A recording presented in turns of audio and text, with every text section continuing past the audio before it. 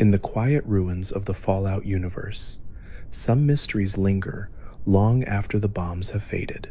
Tonight, we're going to drift through a collection of fan theories, ideas that reshape the wasteland in ways both haunting and strangely comforting. There's a theory that follows Robert House like a shadow through every version of the Mojave. It drifts through conversations players have online, whispered like a rumor shared across bar counters in every corner of the wasteland. The idea is simple, but the implications are massive. Mr. House didn't just survive the Great War, he caused it. At first, it sounds like another wild fan speculation, the kind of idea that spreads because it's dramatic. But when you sit with it, when you line up the timeline, the technology, his business records, his uncanny preparedness, the theory starts to feel less like fantasy and more like something that could have happened behind the scenes. Long before the bombs fell, Robert House was already something different. Brilliant, impossibly wealthy, detached from ordinary concerns.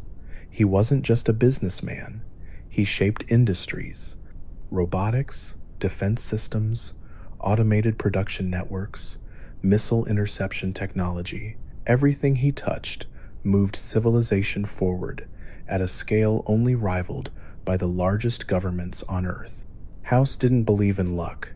He believed in calculation, and that's where this theory finds its footing. Because, according to the story people weave together, House saw the war coming earlier than anyone else, and instead of stopping it, he might have nudged events so that only he was positioned to survive it. His documents and recorded statements always emphasize that he predicted the war.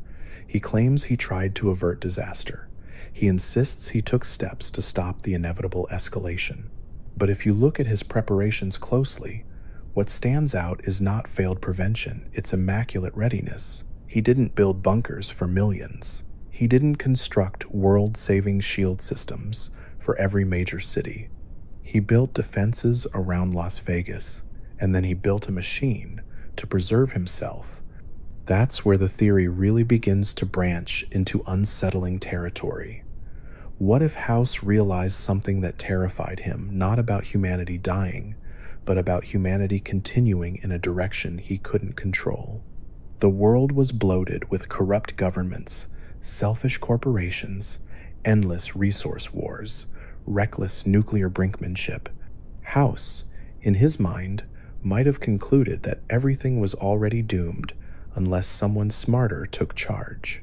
And to do that, the world needed to reset. Supporters of this theory point out a chilling detail. House's defensive satellites and protection systems activated with perfect timing during the Great War. The missiles that would have obliterated New Vegas were intercepted. The city was scorched but recognizable. Its infrastructure, casinos, power lines, core buildings survived where other cities burned to glass. That sounds miraculous. It also sounds suspiciously like the exact outcome he would have wanted if House truly hacked defense systems around the world, as some logs suggest. Then he had access to launch protocols, signal paths, and satellite control networks. In other words, he had the ability not only to defend a region, but to manipulate escalation. Imagine someone brilliant enough to see two superpowers glaring at each other across oceans, both terrified to act first. Imagine that same person realizing that a carefully calculated trigger, something deniable, something untraceable, could spiral into the war he'd already prepared for. And imagine believing you could shepherd humanity better in the aftermath. That's where the theory becomes almost Shakespearean. It doesn't paint House as a cartoon villain. It paints him as someone who saw himself as necessary, someone who looked at humanity and concluded the only way forward was through controlled destruction. He bet on chaos, then placed himself at the end of time like a king suspended in machinery, waiting patiently while the world burned and cooled. Every action after the war seems to support that vision. He reawakens. He watches the Strip from inside a preserved brain, He treats factions like chess pieces. He insists civilization will rise again his way. And if someone questions him, he speaks with calm certainty, as though history is merely his blueprint unfolding in real time. The theory presses deeper by asking a haunting question. Would the Mr. House we see logical, ruthless, meticulously prepared, actually hesitate to sacrifice billions if he believed the alternative was worse? Because if the answer is no, then the idea that he triggered or accelerated the war isn't out of character at all. It becomes an extension of the philosophy that shapes everything he does afterward. Of course, there's another angle. Some players argue that House truly tried to stop the war, that his satellites were meant to intercept far more missiles than they did, and that technical failure, not intention, limited the protection. They believe his obsession with post-war control grows from survivor's guilt rather than hidden masterminding. In that version, House becomes tragic instead of monstrous, a man who almost saved the world, only to live forever with the knowledge that almost wasn't enough. And that's the beauty of the theory.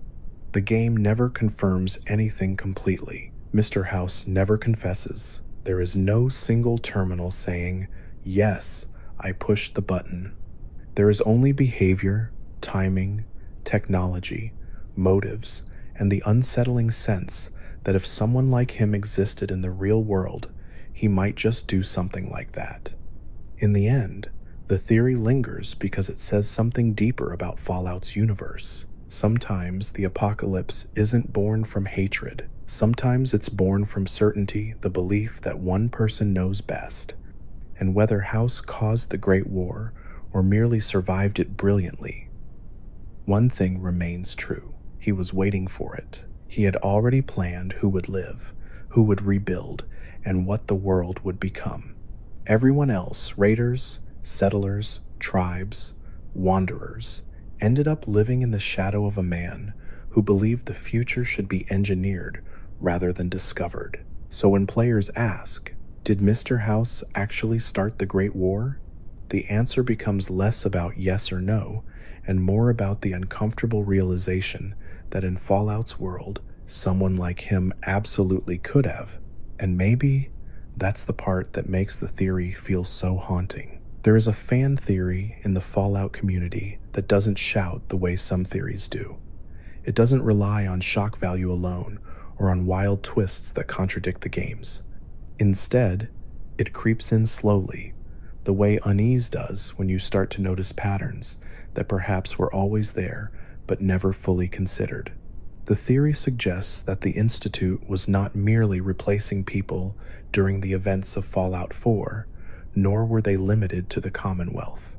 Instead, long before the sole survivor ever woke up in Vault 111, before synth rumors became common whispers around Diamond City, the Institute was already experimenting with replacements across the wasteland, inserting synthetic doubles into key positions, observing outcomes, and shaping history from beneath the earth without ever showing its face.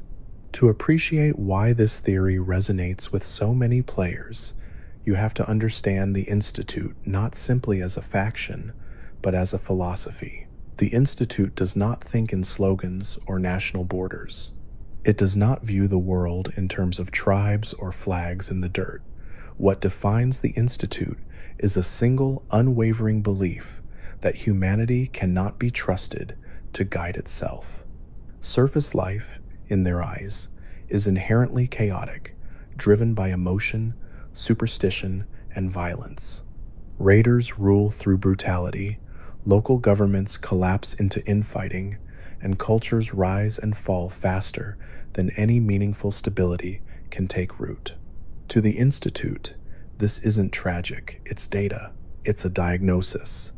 They believe they stand as the inheritors of pre-war intellectual legacy, the last true stewards of scientific rationality, and if that means guiding the world without asking permission, so be it. That mindset alone makes the theory plausible.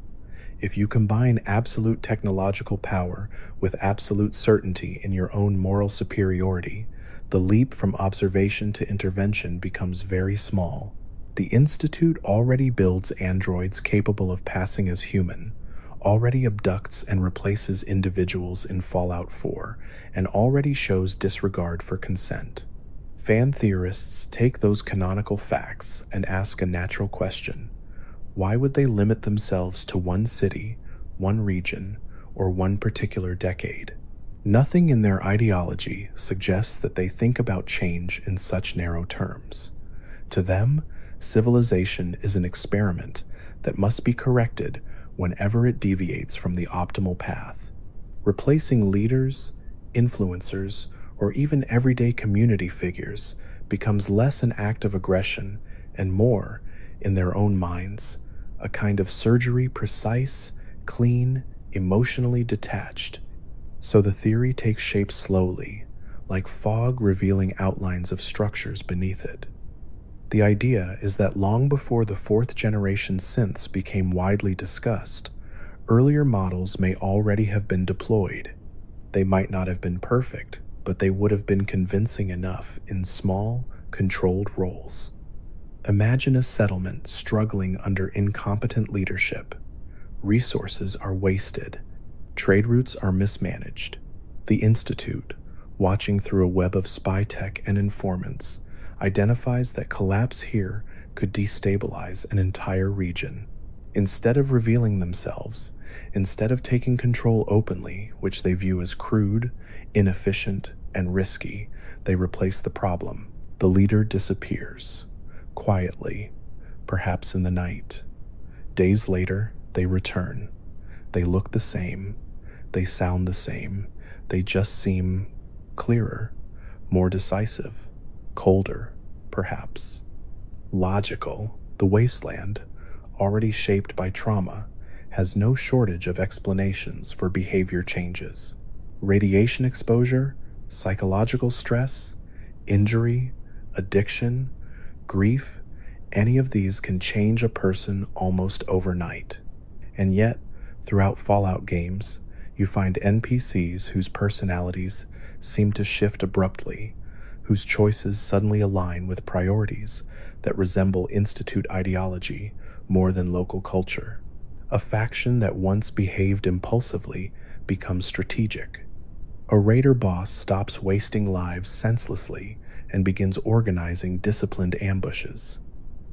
A mayor grows distant, pragmatic, and obsessed with control. Even if these are just storytelling choices by writers, fans can't help but notice how neatly they fit a pattern. People across the wasteland acting like someone else is steering them from behind the eyes. What makes the theory unnerving is that it doesn't require the Institute to be omnipotent. It only requires patience. Synthetic replacements don't need to be everywhere. They just need to be in the right places at the right moments. History doesn't always shift from armies marching. Sometimes it tilts because one person makes one supposedly rational decision at the precise time when emotion would have led to a different outcome. Replace an overseer here, a caravan negotiator there, a slightly too charismatic warlord somewhere else, and the entire power structure of a region slowly reorients around unseen directives. Nobody sees a coup. There's no banner to rebel against. The enemy becomes simply the way things are now. This theory also connects naturally to Fallout's recurring theme of technocracy, the rule of the world, by those who believe intelligence grants moral authority. The Institute is in many ways the spiritual successor to multiple forces that shaped pre-war America. Think tanks that modeled nuclear war, like Equations, Vault-Tec's grotesque social experiments charted on clipboards, Enclave officials who believed the world belonged only to the pure. All of them shared the same fatal flaw, the conviction that people, left alone, will make the wrong decisions. The Institute doesn't break from that legacy, it perfects it. Their scientists do not rant or foam at the mouth. They speak calmly, clinically about altering lives, wiping minds, replacing identities. In their worldview, replacing surface leaders is not cruel. It is efficient. It prevents friction. It raises success rates. If identity is merely a function of neural patterns, then repairing a society by swapping out its defective components becomes, to them, no different from replacing damaged machinery. Players who support the theory point to how many characters across games display traits consistent with this worldview, despite supposedly never encountering the Institute. There are Raider chiefs who use almost Institute-like language about optimization or efficiency. There are local governors whose decisions are so pointedly logical, so stripped of warmth or empathy, that they feel as if written by someone who values results over humanity. Even the paranoia surrounding people who aren't really people, heard in scattered campfire stories across multiple titles, gains new meaning when viewed through this lens. The wasteland is full of people who swear that someone they knew came back different, quieter, more distant, more obedient to unseen priorities. The mainstream narrative dismisses many of these accounts as superstition, but the theory suggests something chilling. The superstitions may be closer to reality than anyone suspects. Another layer that makes the theory compelling is how easy it would be for such operations to erase their own evidence. Fallout's world is one where records burn in seconds, oral history warps within a generation, and proof becomes rumor almost overnight. If the Institute replaced someone in a leadership position 50 years before Fallout 4, what would remain? A few scribbled notes, a distant memory from someone who barely survived, a line of dialogue from an NPC saying, "He changed after that." In a civilization built from fragments of forgotten archives, conspiracy becomes indistinguishable from truth. The Institute, hiding in immaculate laboratories deep underground, would understand this better than anyone. They wouldn't need to hide every effect of their actions. The wasteland's entropy would do that for them. The theory gains additional weight when you consider how the Institute tests and iterates its technology. Fallout 4 demonstrates that by the time the sole survivor meets them, they are on their fourth known generation of synths, each closer to perfect mimicry than the last. It would make little sense, technologically or narratively, that they waited until that exact moment to begin field operations. Scientists do not perfect tools in isolation forever. They prototype, deploy, observe, adjust. So the theory argues that earlier, less perfect synths were already used experimentally long before the main storyline. Those replacements might have been easier to detect, glitchier, or shorter lived. Their failures would never be recorded publicly. They would be studied, documented internally, and then disposed of in the name of progress. What the surface would see is simply more vanished travelers, more erratic leaders, more inexplicable changes that nobody has enough data to explain. But the most unsettling dimension of the theory is psychological, not logistical. It argues that the Institute's true power was never their weapons, nor even their machines. It was uncertainty. If even one person in a position of authority might secretly be synthetic, trust becomes fragile everywhere. People start wondering not just who is real, but what real even means in a world where memory, flesh, and personality can all be manufactured. The Institute doesn't need to replace everyone. They simply need enough replacements to make doubt itself contagious.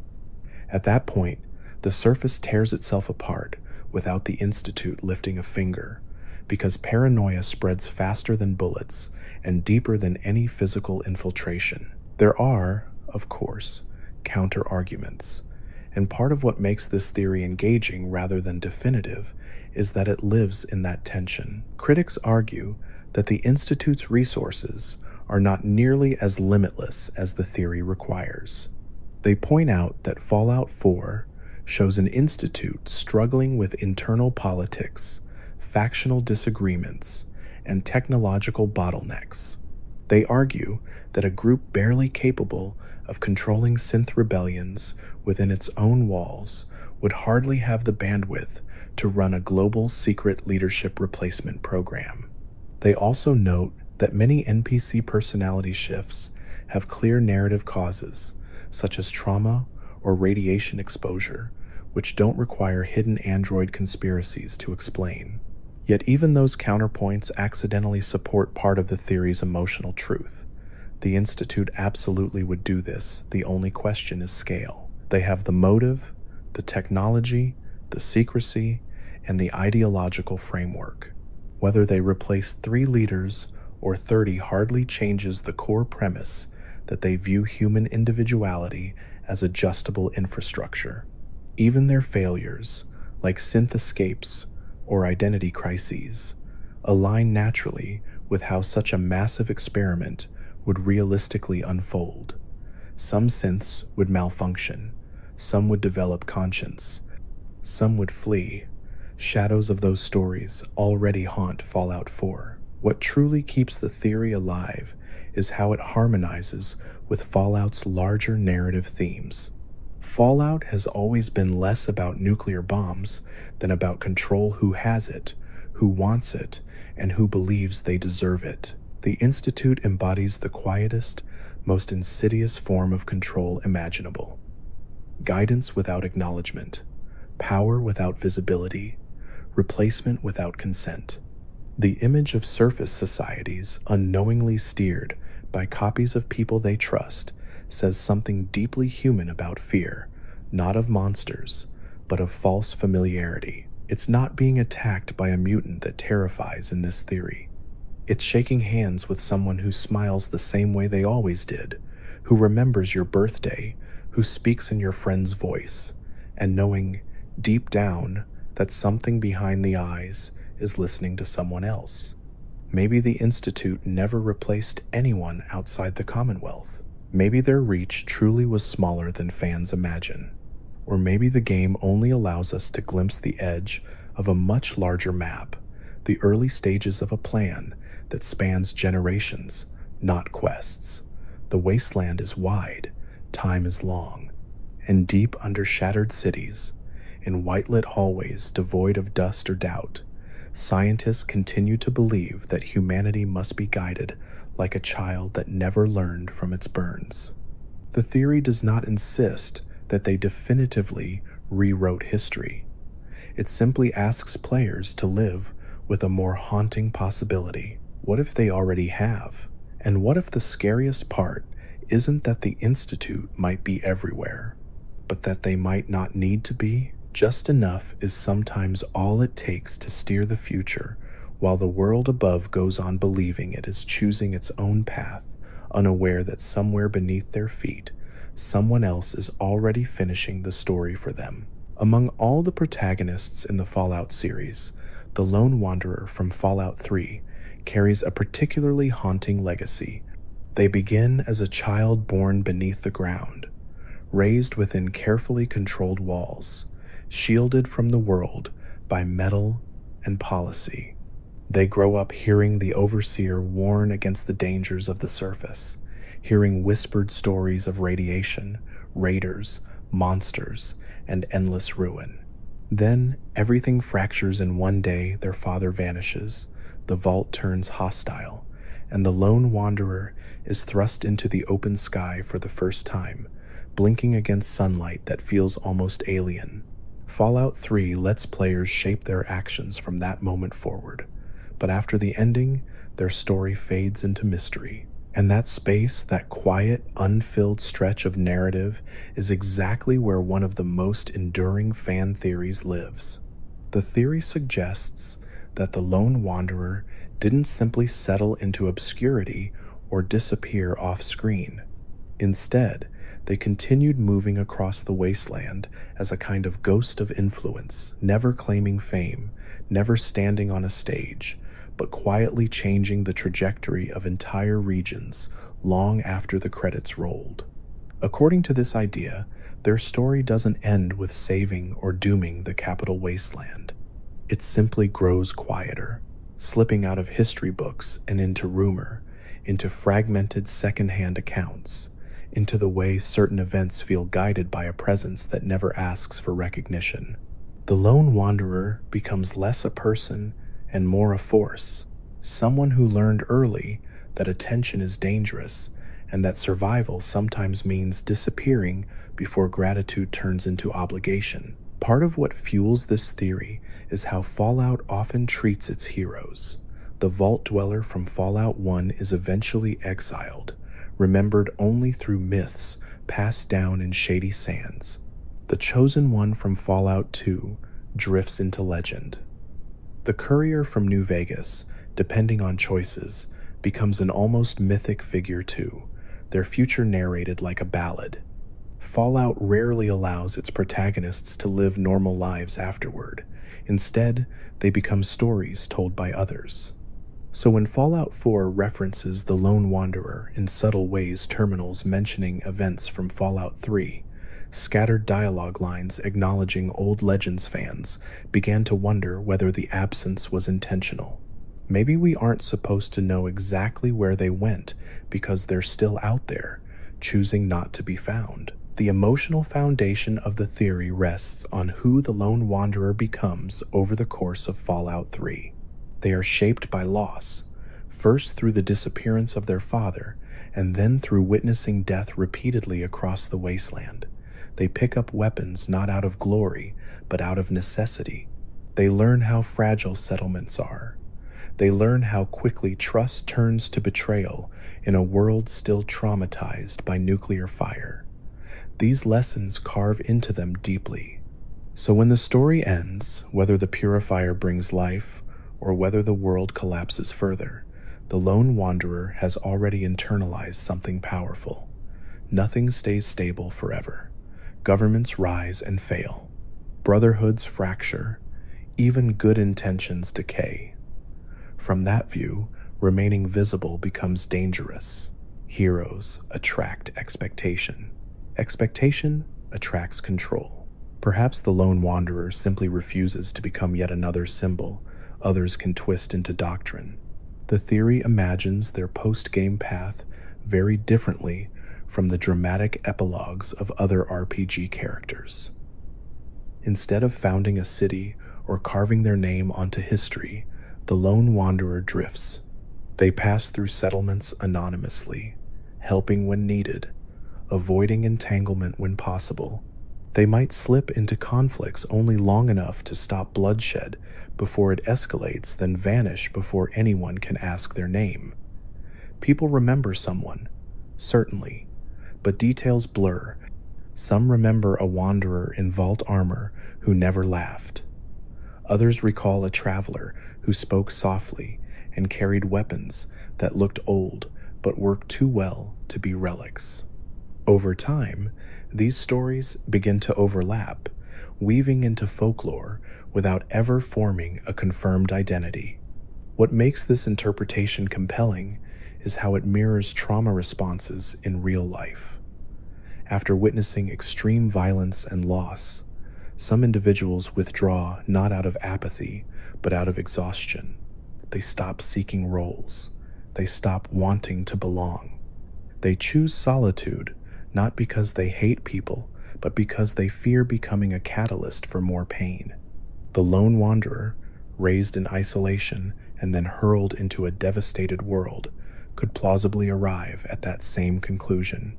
By stepping back from centralized power, they prevent themselves from becoming a weapon in someone else's agenda, something Fallout constantly warns about.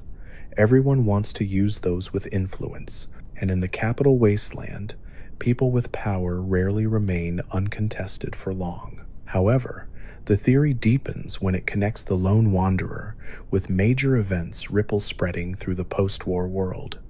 Some fans suggest that they quietly assisted in rebuilding efforts around Rivet City, Megaton, if it survived, and scattered settlements that otherwise would have collapsed.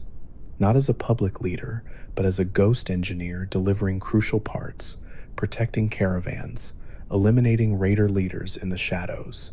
Others go further, proposing that they traveled north, west, or even toward new territories mentioned in other games, leaving behind traces rather than footprints. A town that should have fallen remains inexplicably stable. A faction that almost descended into brutality instead chooses restraint. The theory positions the lone wanderer not as a conqueror, but as a stabilizer, someone who intervenes only when necessary and refuses credit afterward. This interpretation is powerful because it reframes the lone wanderer's ending not as anticlimactic disappearance, but as deliberate choice. In Fallout 3, so much of the player's journey revolves around deciding whose vision of the world deserves trust.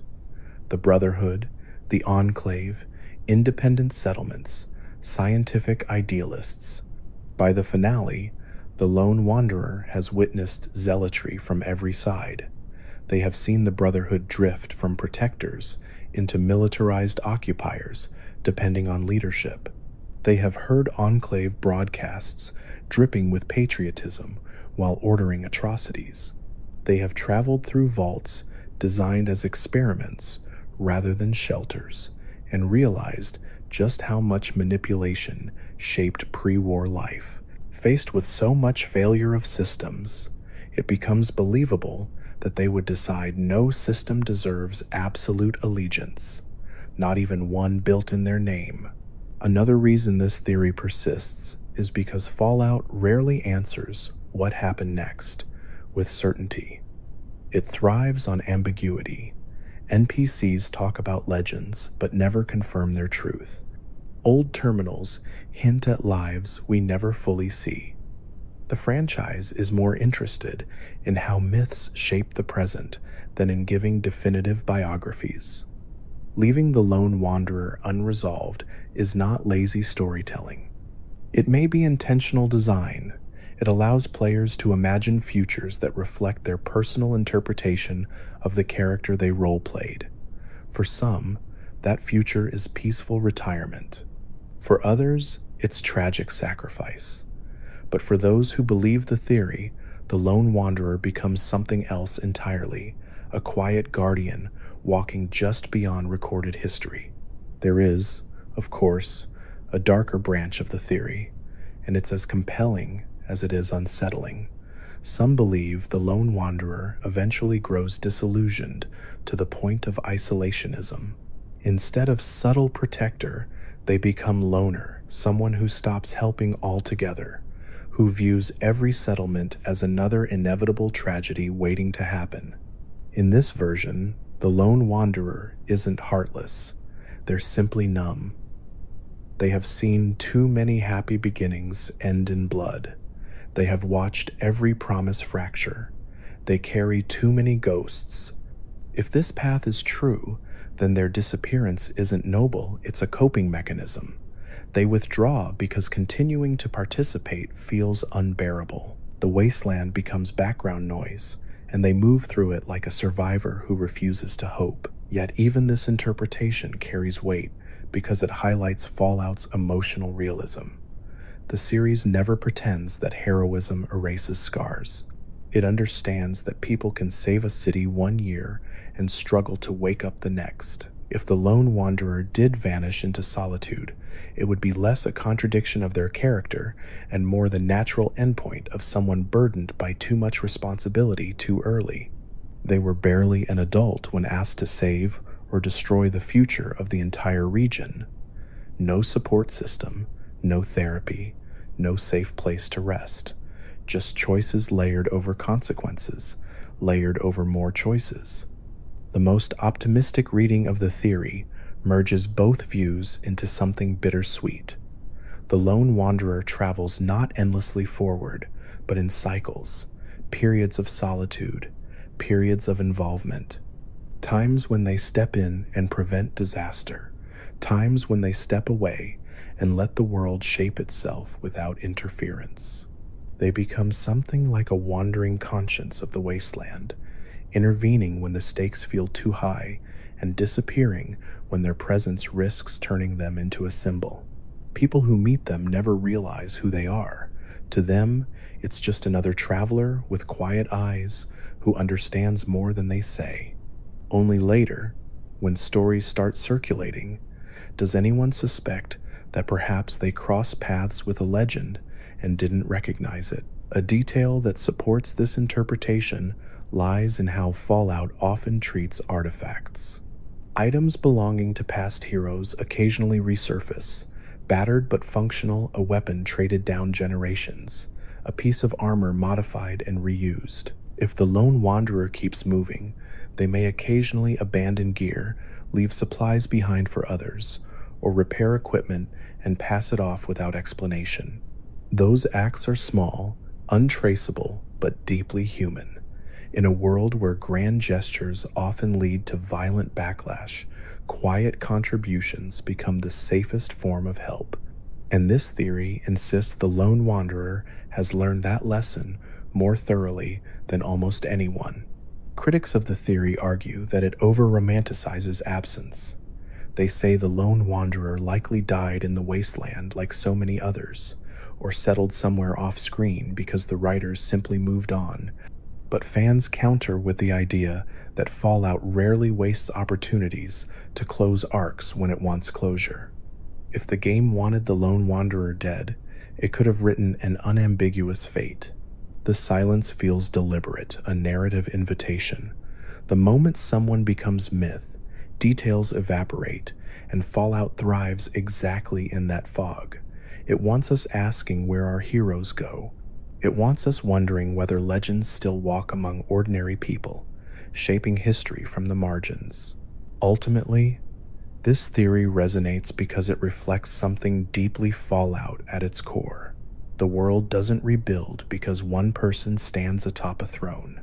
It rebuilds because hundreds of uncredited individuals make small, ethical choices again and again, often unseen. The lone wanderer, slipping quietly into that category, feels thematically fitting. They are neither ruler nor martyr. They become another traveler whose actions matter without ever becoming institutionalized. In a universe obsessed with power, that humility is almost radical. So when fans discuss this theory late into the night, exchanging ideas across forums and videos, what they're really wrestling with is not just what happened to one character, but what heroism looks like after the spotlight disappears. Did the lone wanderer keep fighting? Did they choose rest? Did they become ghost, guardian, recluse, wanderer, or all of those things depending on the day? Fallout refuses to say, and that silence becomes a canvas. Maybe the capital wasteland still tells stories of someone who arrives when things seem darkest and disappears before dawn. Maybe somewhere far beyond the map, a figure in worn vault armor watches the horizon, carrying memories few others could survive, still choosing in whatever way they can to keep the world from sliding entirely into despair. And maybe the most powerful part of the theory isn't whether it's true in canon, but that it reminds us of how often real history works the same way. Some people shape the world not through speeches, monuments, or fame, but through lives lived quietly, decisions made privately, and compassion offered without expecting credit. In the Fallout universe, where everything has already burned once, that kind of unseen steadiness may be the closest thing to heroism left. There is a theory about Fallout New Vegas that begins with a simple question most players never stop to examine. Out of every possible traveler, every caravan runner, every desperate wanderer willing to carry deliveries across dangerous territories, why did the most important package in the Mojave end up in the hands of the courier? Was it random, a cruel twist of fate that left them buried in a shallow grave? Or was the courier moving through a web that had already been spun around them, chosen long before they realized they were part of something larger? The theory suggests that their role in New Vegas wasn't accidental at all. It imagines invisible forces studying them, guiding them, and placing them exactly where history needed them to stand. Not as hero by destiny, but as an experiment that finally became unpredictable. To understand why this theory has captured so many imaginations, you have to start with how New Vegas opens. The courier isn't introduced as a legendary warrior, a chosen one, or the product of a great prophecy. They're a worker, a mail carrier, someone hired to move information from one place to another. The archetype is deliberately modest, someone anonymous, in a world that barely records names anymore, and yet the package they carry becomes the pivot around which entire armies begin to orbit. A single platinum chip, dropped into their satchel as if it were one job among many, suddenly decides the fate of the Strip, the NCR, Caesar's Legion, and everyone living in between. This is where the theory first takes root. In Fallout, nothing this important is ever truly casual. Contracts, trades, alliances, assassinations, they all tend to emerge from long histories shaped by people with resources, agendas, and heavily guarded secrets. So why should the courier's route be any different? Supporters of the theory begin with a strange observation. The courier is remarkably resilient, not just in gameplay terms, but narratively. Shot in the head at point-blank range, dumped in the dirt, left for dead, and yet they survive. Doc Mitchell patches them up, they stand, and the story rolls forward, as if mortality itself only brushes past them. That uncanny survival invites speculation about whether someone knew or suspected that the courier would live. Maybe they had been tracked before. Maybe someone had already reviewed their history and concluded they were the right kind of person to endure catastrophic injury and still remain capable of functioning. In a universe full of organizations running experiments, Vault-Tec, Enclave remnants, secret scientific enclaves, it becomes unsettlingly easy to imagine that the courier's life had been studied long before Benny pulled the trigger. The theory also points to hints that the courier had already traveled extensively, covering parts of the wasteland few people ever see. NPCs mention their past exploits in passing. Dangerous delivery routes, strange encounters, rumors of places they may have visited. The courier never seems inexperienced, even before the player takes control. They're competent, adaptable, oddly calm in situations that would send most people into panic. Fans latch onto that and ask whether these traits made them attractive to hidden observers. If you were running an experiment, if you wanted to see what a single person might do when handed immense power, wouldn't you choose someone like that? Someone capable, resourceful, hardened, and still flexible enough that every choice they made could teach you something about how people behave when systems collapse. From there, the theory expands into something almost eerie. It suggests that multiple factions may have wanted the courier tested, not just Mr. House, not just Yes Man, not just Benny. The courier becomes a kind of stress test on the region itself. Give them agency, give them freedom, then watch. Do they stabilize the Strip? Do they hand control to NCR? Do they help Caesar tighten his iron grip? Do they build an independent system, reshaping Vegas into something entirely new? Every route reveals something different about human nature, loyalty, ambition, and hope. And if you were a strategist hidden away somewhere, curious about the paths open to civilization after the bombs, letting someone like the courier walk freely might be the most valuable data you could gather. Another aspect fueling the theory lies in the character of Mr. House. He is a man whose entire post-war existence revolves around predicting outcomes, eliminating randomness, and placing contingencies everywhere. He rarely admits to improvisation. He always implies that he knows more than he reveals. When the courier arrives at the Strip, House behaves as if he expected them to appear eventually, as if death injury, and betrayal are simply variables in an equation he already factored. He had something important that needed to reach him. It didn't. Instead of collapsing in crisis, he pivots naturally toward the courier, inviting the idea that perhaps he anticipated needing an agent exactly like them long before events unfolded. Whether he orchestrated Benny's betrayal or simply took advantage of it remains mysterious, but his confidence makes the theory feel plausible. He treats the courier not as an anomaly, but as a piece slotting perfectly into place. Then there is the platinum chip itself, an object too advanced, too consequential to be handled casually.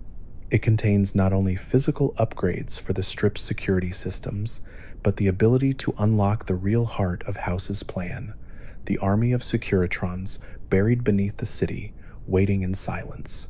Choosing a courier to transport something so critical already feels reckless unless you believe that risk was deliberate.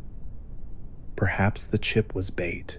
Perhaps it was designed to attract conflict, betrayal, and pursuit, drawing the courier into the center of competing powers and forcing them into choices that ripple outward like shockwaves. The chip, under that interpretation, isn't merely hardware. It is a catalyst. But the theory doesn't stop with Mr. House. It steps back and looks at the world around the courier, a world where conspiracies don't always announce themselves. Vault-Tec designed vaults as experiments. The Enclave viewed citizens as tools. The Brotherhood hoards technology while preaching noble purpose.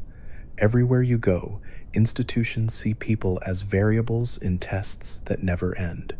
Why would New Vegas be any different? Some fans argue that the courier is the inheritor of that tradition, another unwitting participant in a plan authored by someone who believes they know better than everyone else. Perhaps House set the stage, or perhaps another unseen intelligence, a remnant government, a hidden think tank, or a splintered faction lost to time, wanted to see what would happen if a single person controlled the fate of the region. What if, they speculate, New Vegas itself is less story and more controlled scenario? An open-world sandbox masquerading as freedom, but quietly structured around observing how one capable individual reallocates power. Everything the courier interacts with: tribes, NCR politics, Legion ideology, independent robots, functions like branches on a behavioral decision tree. Do they ally? Do they dismantle? Do they exploit? Do they uplift? Seen that way, New Vegas becomes less about who wins and more about discovering what kind of person the courier really is when given authority without oversight. Yet the most compelling element of this theory might actually be psychological rather than political. It explores the way agency feels in a devastated world. The courier, more than almost any other Fallout protagonist, embodies the tension between free will and manipulation. They survive gunfire that should have killed them. They walk paths that feel guided from afar. They meet figures who already seem to be waiting. The desert itself seems to funnel them toward decisions that determine everything. When players sense that sensation, that familiarity, that eerie inevitability, they begin to ask whether maybe the courier isn't as free as they seem, and that question spills naturally into theory. Someone, somewhere, might have wanted this, might have planned this, might have needed exactly this person to stand exactly in this moment. However, the beauty of Fallout's storytelling is that even if the theory were true, it would not automatically strip the courier of agency. In fact, fans often say the theory makes their choices feel even more meaningful. If invisible forces did position the courier like a chess piece, then the most important moments become not the setup, but the rebellion against expectation. Maybe the courier takes control of Vegas independently, a move nobody truly predicted. Maybe they doom it out of spite. Maybe they forge alliances that were never supposed to exist. In that sense, the courier transforms from experiment subject into statistical outlier, the variable that blows the model apart. Because if every system in Fallout tries to control individuals, the ultimate act of freedom is not having never been manipulated, it's choosing something unexpected anyway. Critics of the theory argue that randomness is part of Fallout's nature. They say the courier wasn't chosen. They were unlucky then, resourceful, and everything else followed from those two facts. But the theory doesn't disappear under that scrutiny. Instead, it becomes subtler. It doesn't require omniscient puppeteers or grand conspiracies. It only needs the acknowledgement that powerful people in Fallout constantly believe they can shape outcomes. Once you accept that mindset exists, it stops being surprising that someone might have gambled on using a single courier as leverage. The wasteland is full of people who will risk millions of lives for an experiment. One more study, one more game, one more proof of concept, and they'll sleep at night because they tell themselves humanity will benefit eventually. The most poetic form of this theory is the one that turns the courier's entire journey into a meditation on unpredictability. Perhaps yes, someone selected them. Perhaps yes, events were engineered. But the moment the courier stood up from that grave outside Goodsprings, something broke free from the algorithm. They began making choices no one could fully anticipate, and those choices forced every would-be puppet master, House, NCR, Legion, or anyone else to adapt.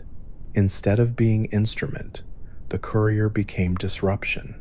Instead of proving that humans can be controlled, they proved painfully, messily, violently that uncertainty always survives.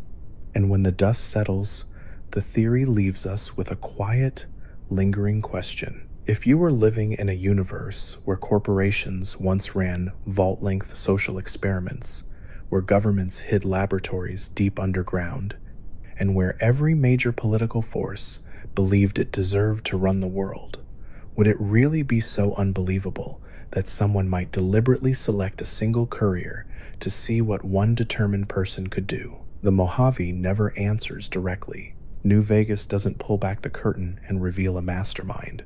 Instead, it leaves players with impressions, suspicious coincidences, oddly prepared individuals, and consequences that spiral far beyond one person's original job. The theory lives inside that space. It breathes in the unanswered, and it reminds us that Fallout is less about explosions than about control. Who has it, who wants it, and how often it slips through their hands anyway. Maybe the courier was chosen. Maybe they were a pawn.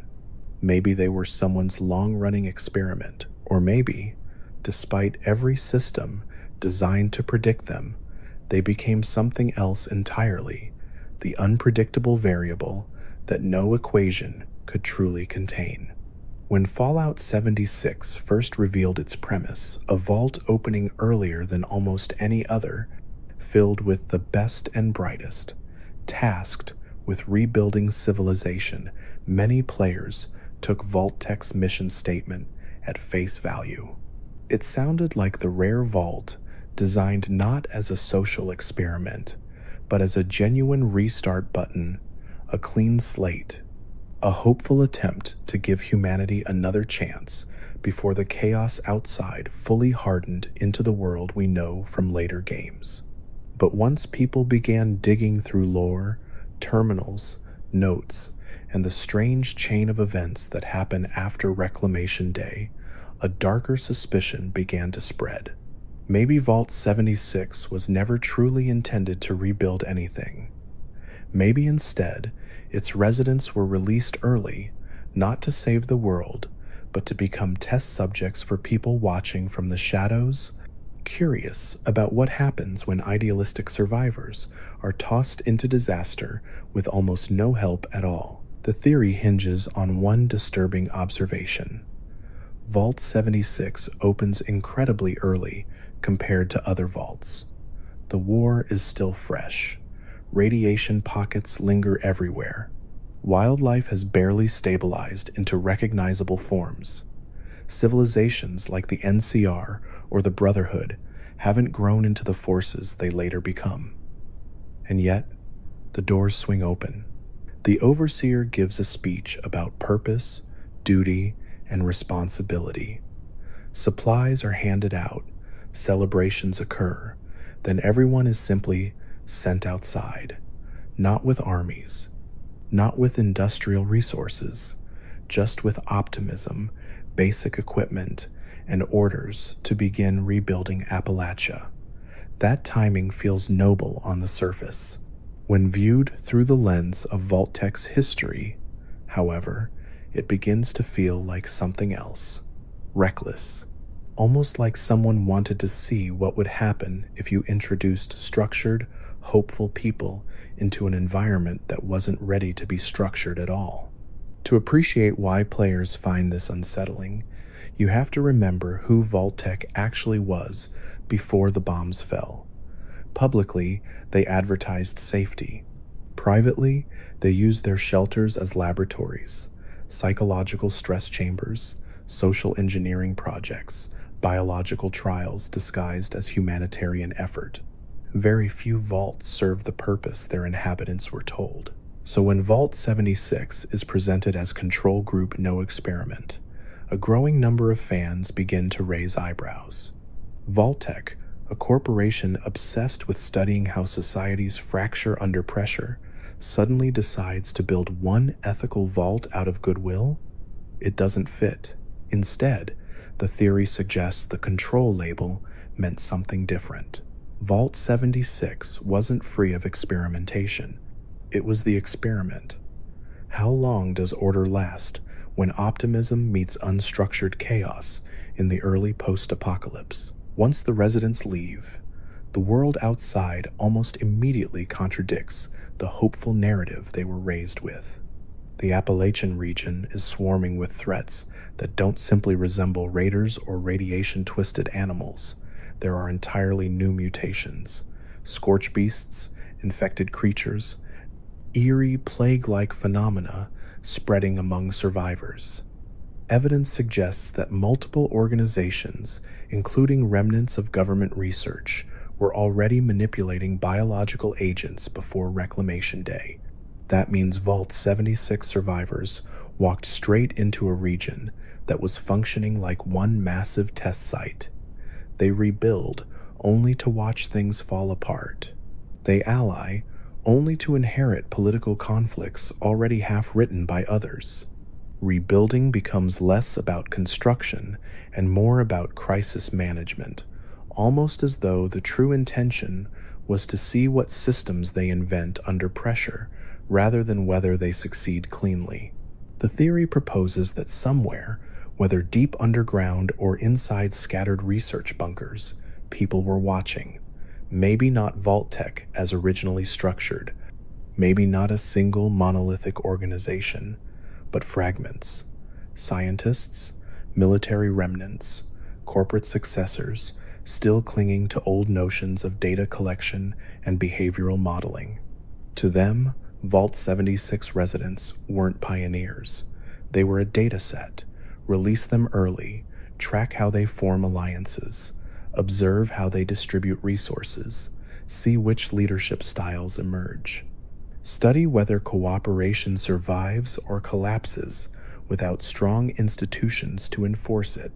The region around them becomes a living laboratory, and because the Vault survivors believe wholeheartedly in their mission, they don't recognize how closely their behavior mirrors variables in a study. What strengthens the theory further is how Fallout's timeline evolves after Vault 76 opens. Later games show worlds shaped not by perfect rebuilding, but by layered improvisation. Settlements form organically. Trade routes replace formal governments. Communities survive through flexible alliances instead of rigid states.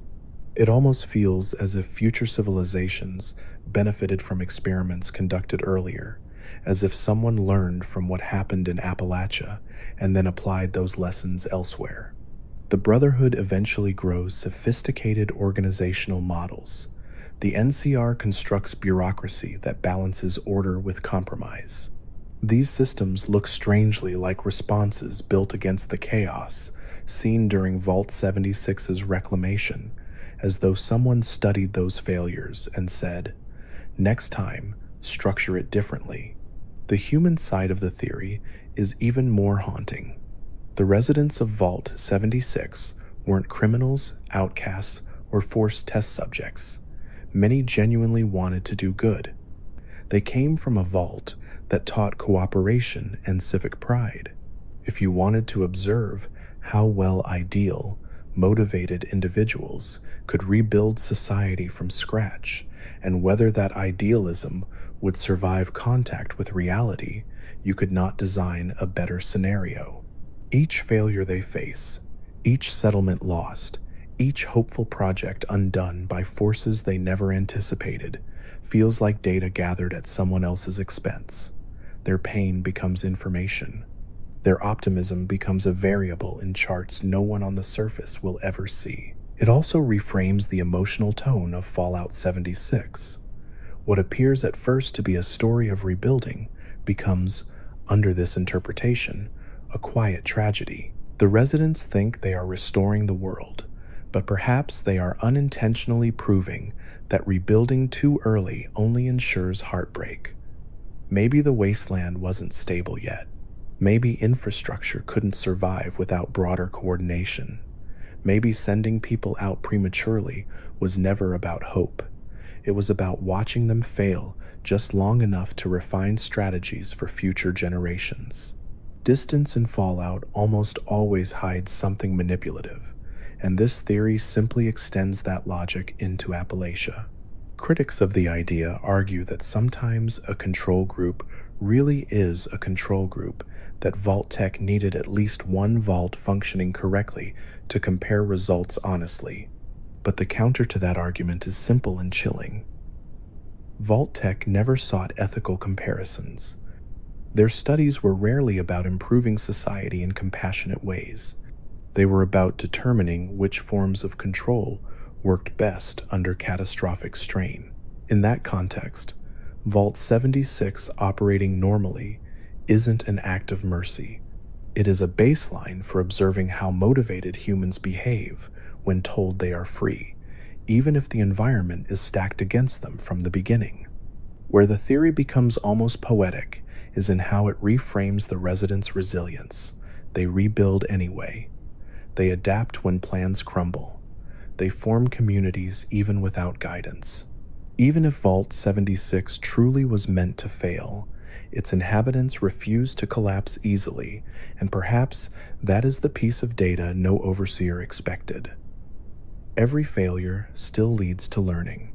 Every collapse plants seeds for future attempts. Humanity, it turns out, doesn't simply obey experiment design.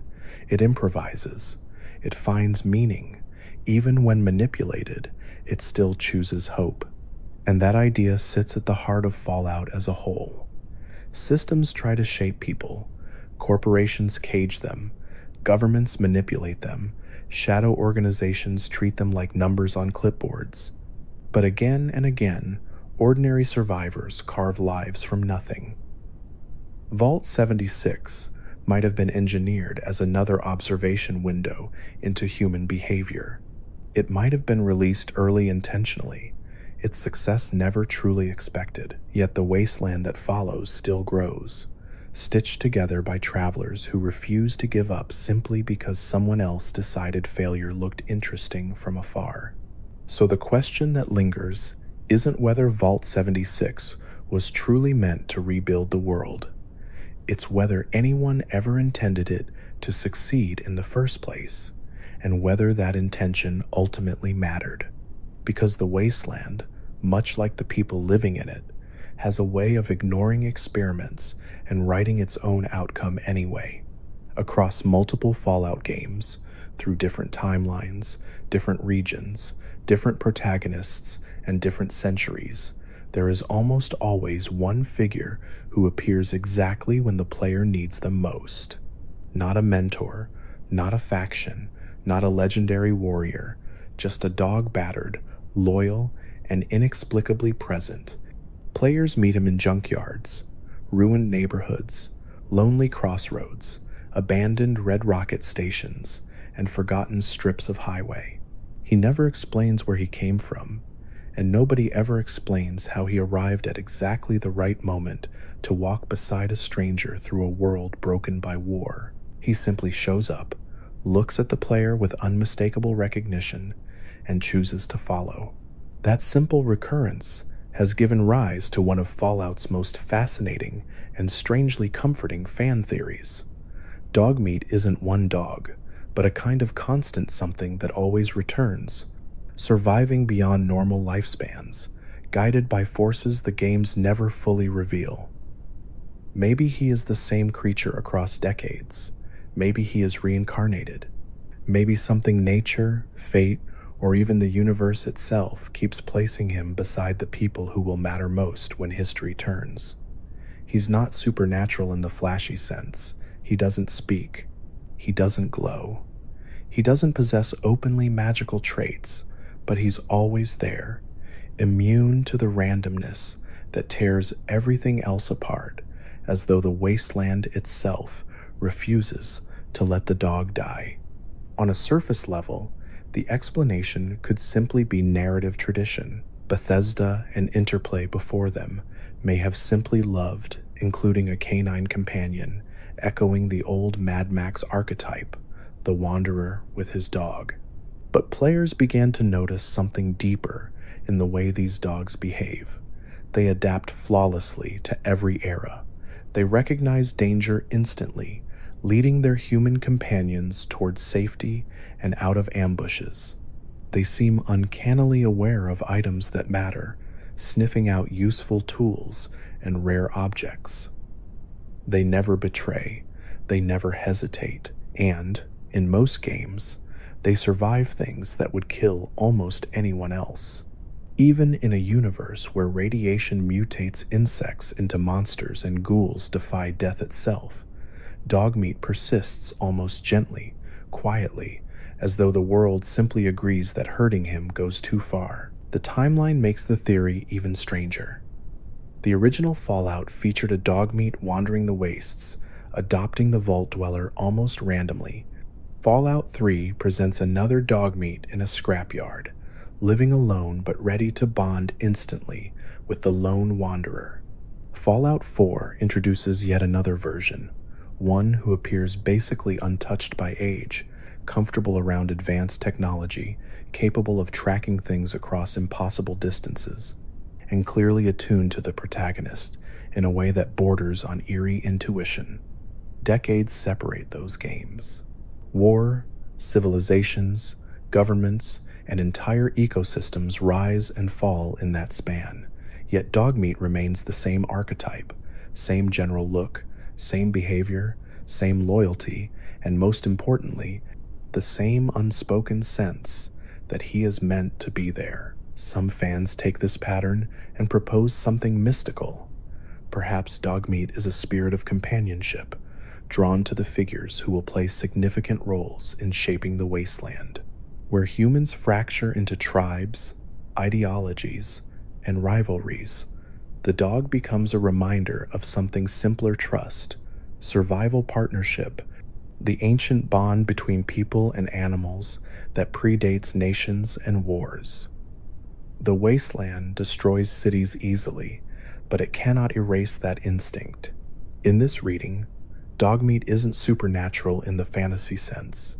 Instead, he represents the endurance of connection itself. Whenever history becomes dangerously cold or cynical, something sends him back into the world to walk beside the person who most needs grounding. But there's another version of the theory, quieter, and perhaps even sadder. It suggests Dogmeat is mortal, but the world keeps producing versions of him that feel identical because the wasteland itself shapes dogs in the same way it shapes people. Born into ruin, raised among scraps, learning to survive by watching humans, guarding them, following them, then being abandoned or outliving them.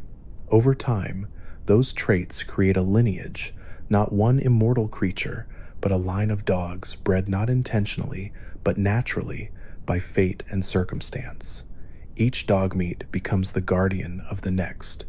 People die, factions disappear, vaults collapse, but somewhere there is always another stray who remembers the sound of human footsteps and decides that walking beside someone is safer than walking alone. Where the theory grows uncanny is when players look closely at how Dogmeat interacts with major plot lines. He appears most prominently beside figures who stand at the brink of world-changing choices. Vault dwellers, lone wanderers, sole survivors. He doesn't attach himself to raiders or tyrants. He never seems to follow selfish leaders or violent warlords for long. Instead, he gravitates toward people wrestling with moral questions.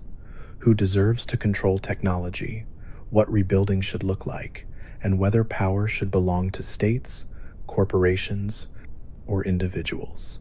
In a landscape where every major faction claims to know what is best for everyone, Dogmeat quietly aligns himself with individuals, not institutions.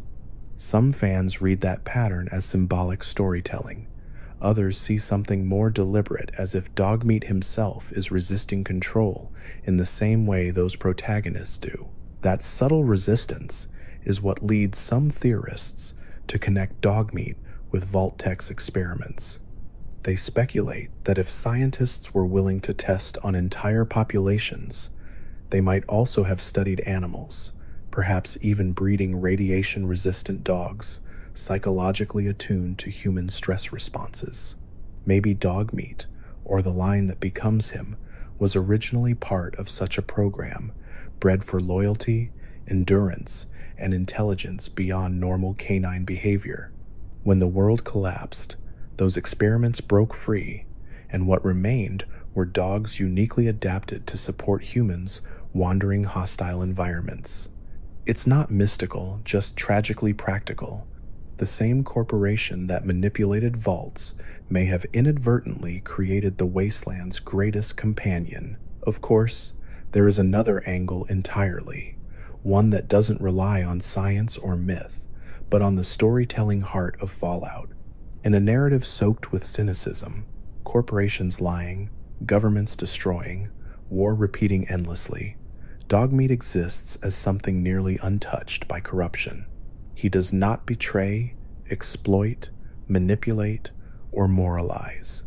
He doesn't join ideological debates or fight for control over territory. He simply lives alongside the protagonist, reminding them that companionship is still possible. The theory that he transcends normal time or keeps returning reincarnated becomes almost poetic. Heroes in Fallout come and go, often leaving behind ambiguous legacies, but the dog remains, carrying continuity into each new chapter, grounding the story in something pure that war cannot entirely erase. Many fans express that Dogmeat feels more emotionally real than most NPCs, perhaps because his simplicity makes him honest. When the sole survivor loses their family, Dogmeat becomes the first living creature to offer unconditional companionship. When the lone wanderer faces isolation beyond the vault, Dogmeat becomes proof that they don't have to confront it alone. Over and over again, Dogmeat appears at the narrative moment, when despair might harden into apathy, stepping in like a living answer to the question, is there anything left worth caring about? The theory of his timelessness grows naturally out of that emotional experience. It's less about explaining lore and more about acknowledging how deeply the presence of one dog shapes how players experience the wasteland. Those who disagree with the theory point out something practical. Fallout has always used recurring archetypes: Brotherhood Knights, Enclave officers, Vault overseers, NCR soldiers. Dogmeat, in their view, is simply another archetype, not a literal continuity. Each dog is separate, and the similarities exist because they resonate with players. But believers counter with one observation that keeps the speculation alive. The games lean into the familiarity on purpose. Characters comment on Dogmeat as if his name has been heard before. Terminal notes sometimes mention dogs surviving where humans fail. Little winks appear in dialogue that feel less like coincidence and more like quiet acknowledgement from the developers that yes, Dogmeat is meant to feel older than any single timeline could justify. What makes the theory endure isn't certainty. Fallout rarely gives certainty about anything, especially when it comes to meaning. Instead, what keeps this idea alive is how perfectly it mirrors one of Fallout's core themes. The world is broken, but not everything good disappears.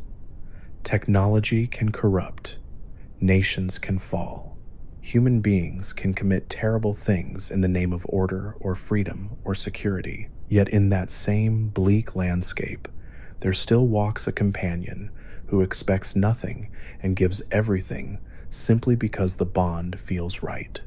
Dogmeat becomes the quiet opposition to despair, a reminder that sometimes survival isn't just about weapons and rations, but about not being alone.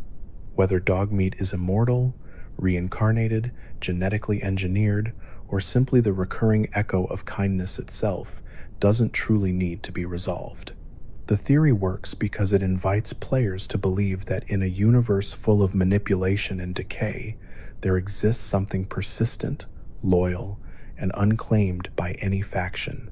Something that chooses the player not because of destiny or calculation, but because companionship is as ancient as firelight.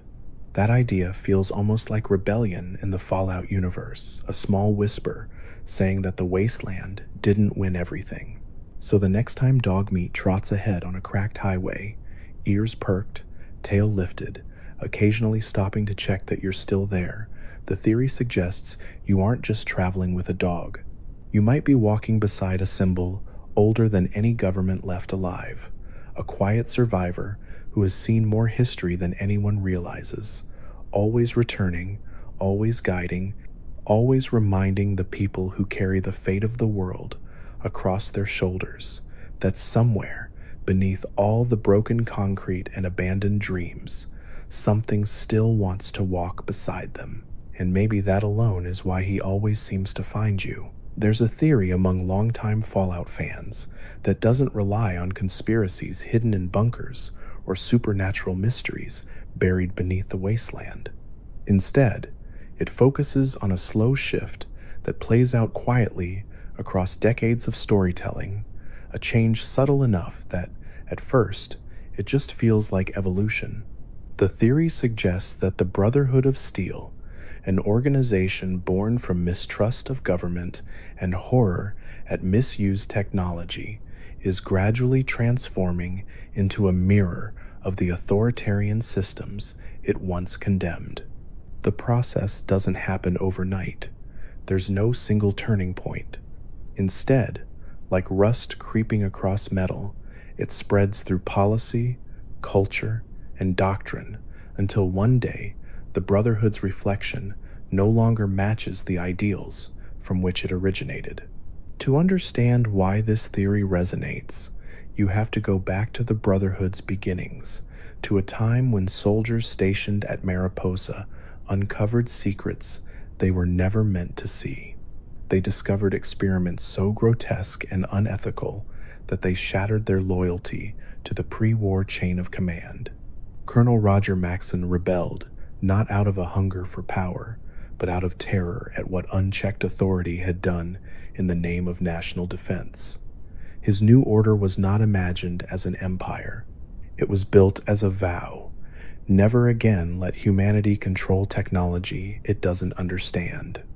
The Brotherhood, in its earliest conception, saw itself as guardians, watchers, not rulers. If civilization ever rose again, its people would need to earn trust before they were allowed near the kind of tools that nearly destroyed the world. But intentions, especially in Fallout, rarely survive contact with time. Over the years, the Brotherhood becomes insular. Their ranks close off. Knowledge becomes less a responsibility and more a sacred secret. Those outside their order are treated not as potential partners, but as risks. Instead of educating, they confiscate. Instead of sharing discoveries, they hoard them not for greed, but from a belief that only they truly understand the dangers. Yet that belief holds a seed of something darker: superiority. Once you convince yourself that you alone are qualified to decide what humanity can and cannot handle, you begin to step into the same posture once held by the very governments and corporations that triggered annihilation. The Brotherhood does not rule from Capitol buildings, but they gradually begin to rule through scarcity, controlling who gets access to technology, which in the wasteland is often the same thing as controlling who gets to survive. The theory tracks this shift across multiple games. In some pockets of the Brotherhood, such as the group encountered in Fallout 3, their mission grows almost militarized in a humanitarian way: protect civilians, defend against the Enclave, eliminate mutant threats. Players witness elders who genuinely care about people, but even within that seemingly benevolent version, the seeds remain. Their compassion exists only where it aligns with their doctrine. They want to save the world on their terms. And when different leaders rise more rigid, more obsessed with purity of purpose, that compassion can evaporate, replaced by something colder, less flexible, and frighteningly familiar. What keeps this theory alive is how believable the transition feels. Power in the wasteland is rare. When an organization possesses advanced weapons, training, energy systems, and archives of lost knowledge, they hold leverage over nearly every community they meet. At first, they justify their dominance as necessary stewardship, but gradually, necessity becomes habit. Habit becomes identity. Identity becomes entitlement. They start to see outsiders not as people, but as unpredictable variables. Raiders, settlers, traitors, all potential threats to the delicate order they have constructed. The Brotherhood, meant to be protectors, slowly confuses protection with possession. This shift echoes something deeply human, that even noble institutions, left unchallenged, drift towards self-preservation above principle. Many Brotherhood leaders talk less about safeguarding humanity and more about safeguarding the Brotherhood itself. Their survival becomes the mission, and technology becomes both a prize and a justification. We must endure, they say, which sounds reasonable on the surface, until you realize endurance has replaced ethics. The organization exists to watch technology. Technology is dangerous because it can empower people, and so, in a quiet loop, they increasingly behave like the gatekeepers of civilization rather than its guardians.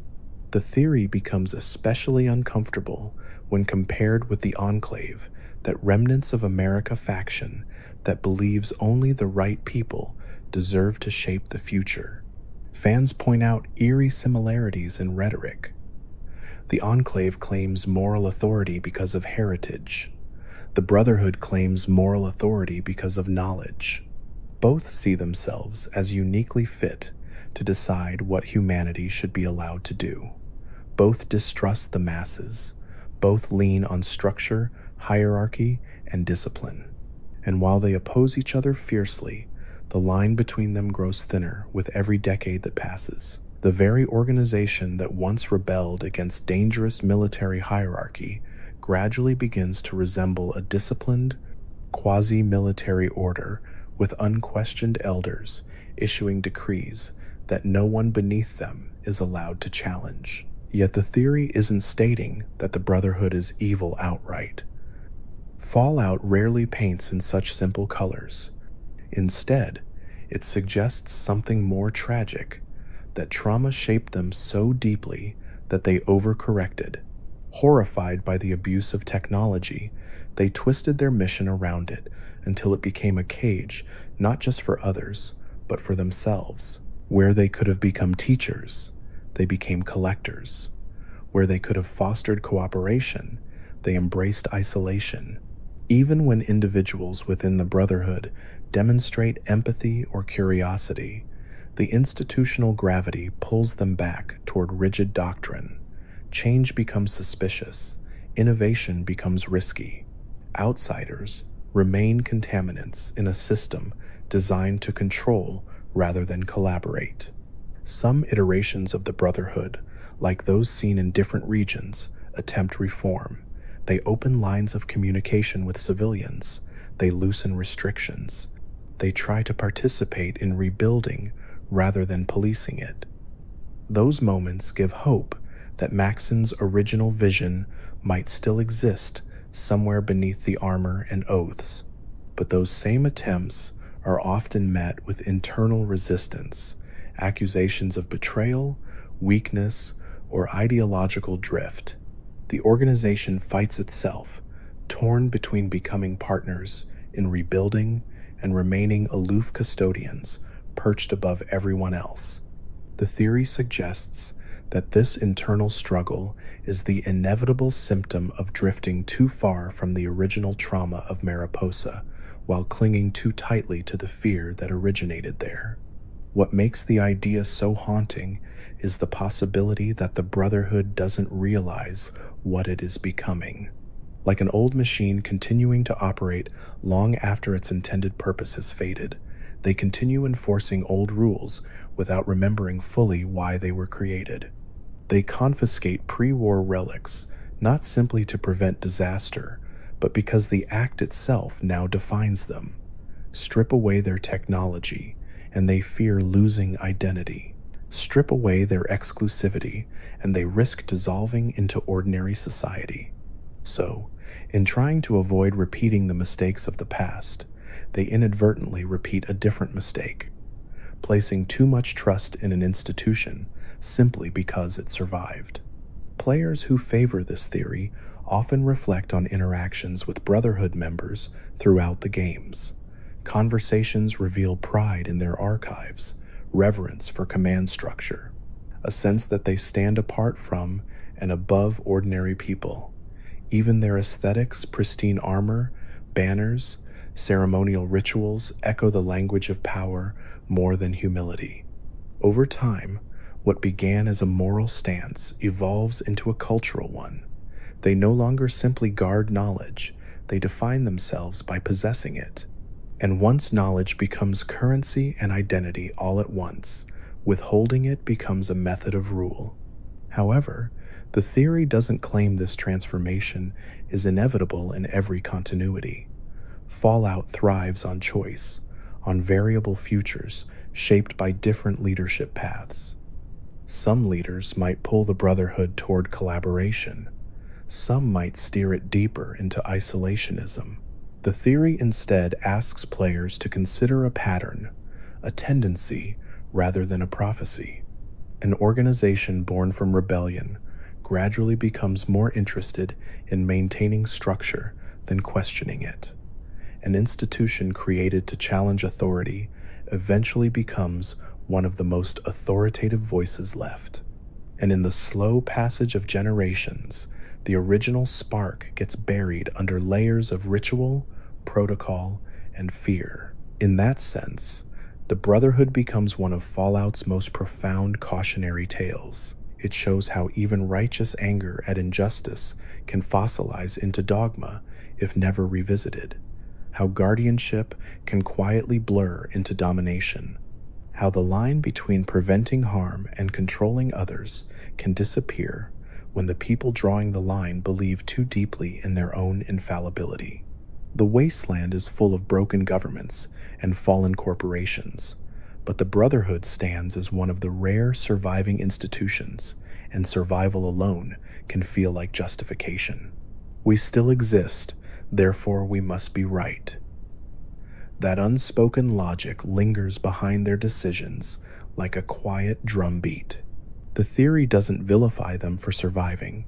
It simply asks what survival is worth if adapting requires becoming indistinguishable from the systems they once opposed. Somewhere, in dusty records or fading memory, the Brotherhood still carries Maxon's original horror, the memory of cages, weaponized science, and humans reduced to data points in military experiments.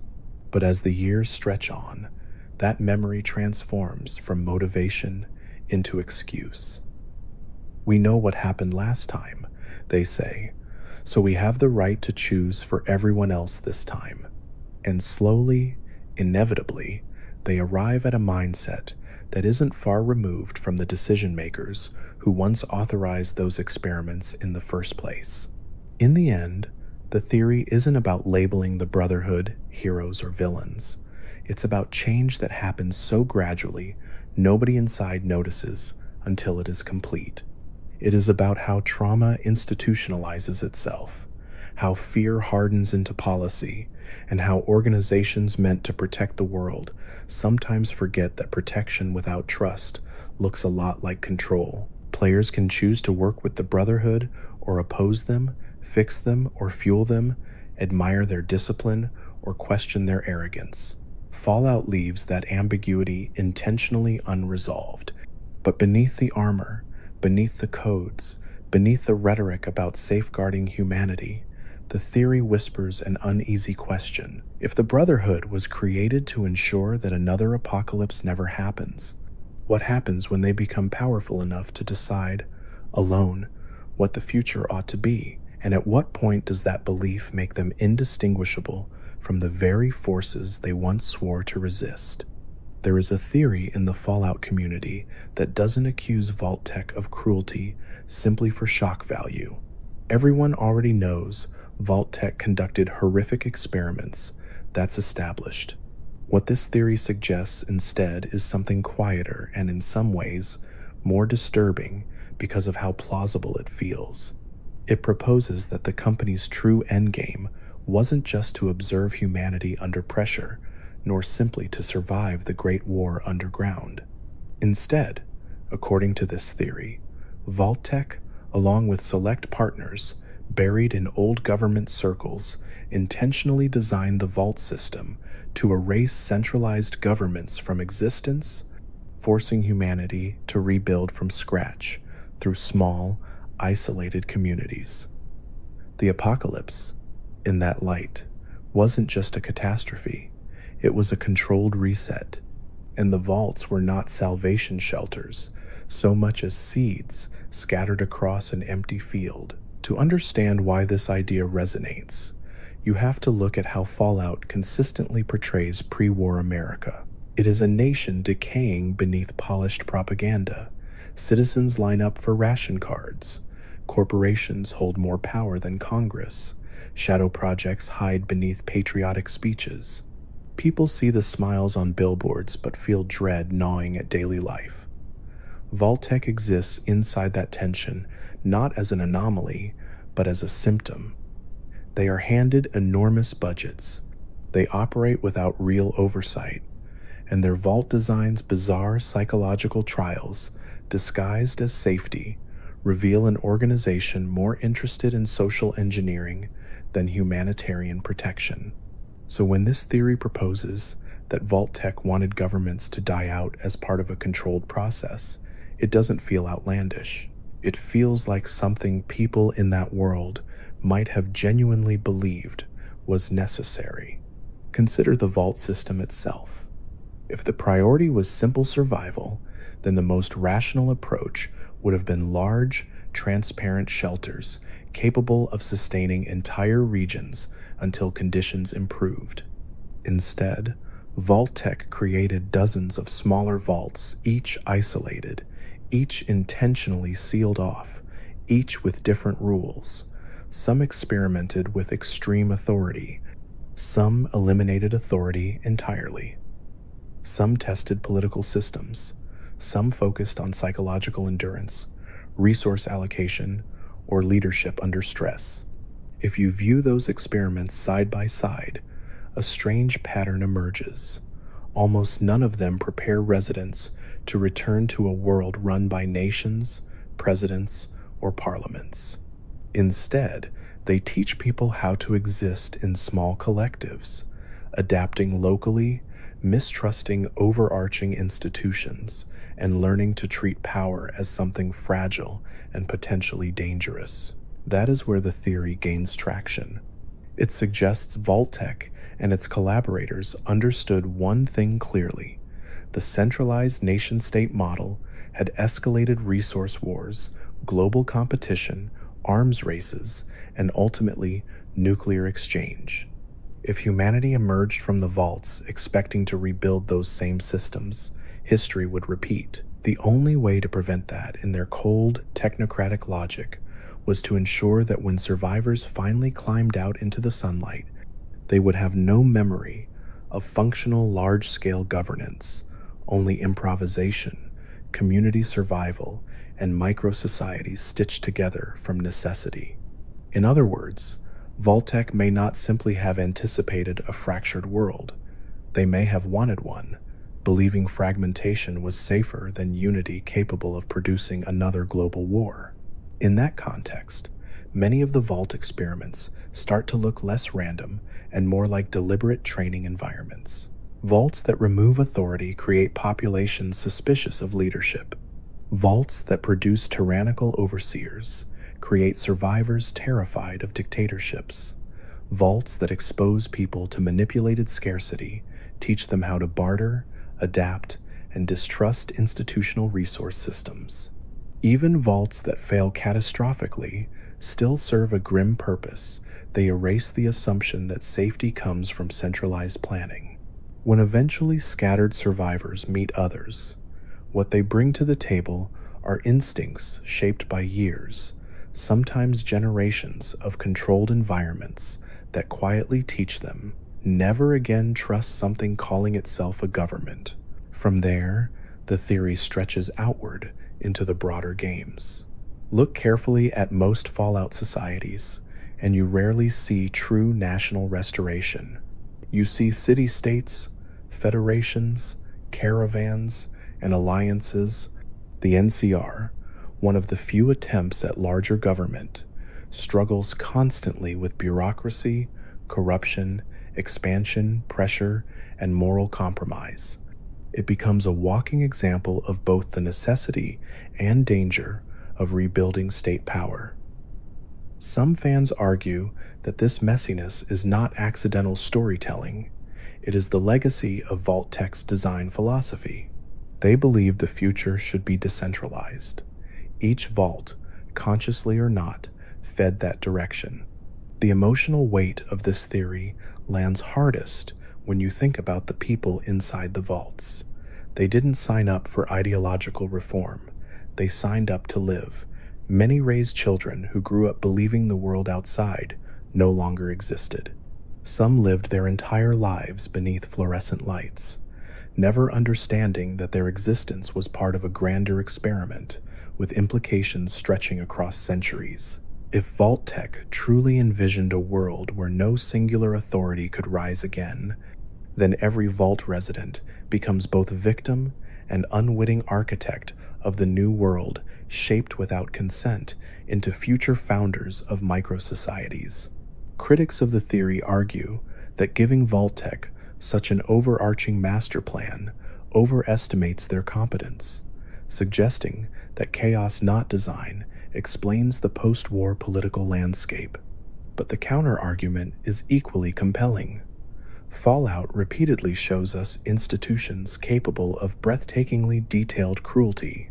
Vault-Tec created vaults where spouses were forced to choose partners by lottery, where populations were routinely culled, where psychological torture masqueraded as research.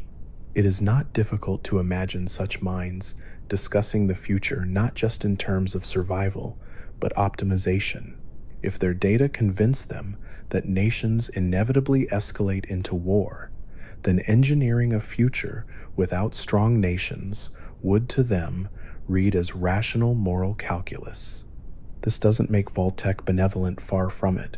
It reframes them instead as arrogant social planners who believed they could redesign society the way one might redesign a building, break everything, scatter survivors, watch what grows, interfere only through the structure of the vaults themselves. Then, perhaps, if enough time passes and the world stabilizes, step back into the picture not as government, but as guiding hand, silently shaping without ever again revealing itself as ruler. The unsettling implication here is that Fallout's world may not simply be the tragic residue of failure. It may be, at least partially, the outcome of intentional design, a controlled chaos carefully nurtured to prevent something worse. And if that is the case, then the wasteland's fractured settlements, its competing ideologies, its countless false starts at governance, all become part of a narrative written long before any protagonist picks up their first weapon. Yet the theory also speaks to one of Fallout's recurring themes. Systems may try to shape humanity, but humanity pushes back. Settlements form despite vault conditioning. Communities choose compassion when fear would be easier. Leaders emerge who genuinely care, even if the structures they inherit are flawed. People who were once treated as experiment subjects find ways to author their own futures. If Vault-Tec wanted a world without nations, future survivors stubbornly keep trying in messy, imperfect ways to rediscover cooperation on scales larger than their designers intended. In the end, the theory does not claim Vault-Tec's plan succeeded perfectly. If anything, it highlights the tension between intention and reality. Perhaps Vault planners dreamed of a post-government world, sculpted through psychological conditioning. Perhaps they imagined they were saving humanity by taking away its capacity to unite again at catastrophic scale. But Fallout constantly reminds us that even the most meticulously engineered systems eventually collide with human unpredictability. People still love. They still form alliances. They still create symbols, traditions, and collective identities. They still try haltingly to rebuild. So the question that lingers isn't whether Vault-Tec wanted governments gone forever. The deeper question is whether, despite all their manipulation, they underestimated something essential about people: the instinct to come together even after unthinkable betrayal. If Vault-Tec truly tried to design a future free from large structures of power, then perhaps the wasteland itself, chaotic, violent, hopeful, stubborn, stands as a living argument in response. Not everything can be engineered, and sometimes, even in a world rebuilt from experiments, humanity still insists on writing its own story. Radiation in Fallout is supposed to be the aftermath of disaster, a lingering poison, invisible and cruel, haunting the wasteland like a memory that refuses to fade. It burns skin, warps DNA, collapses ecosystems, and reshapes entire regions into twisted versions of what existed before.